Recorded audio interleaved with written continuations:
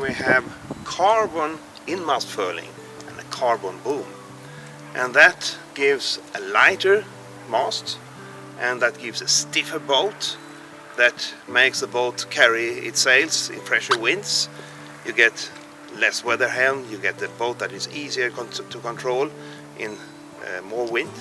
You get a better sailing performance, more sailing joy of your boat. And this section is 39% lighter than the same in aluminium, which is a traditional way to build a mast. And that's a major breakthrough. It's the first time we can offer serial production of carbon in-mast furling.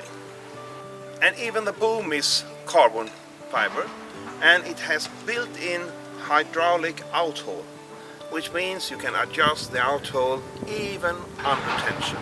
And that's a good way to control the boat easily, alone in any weather if needed.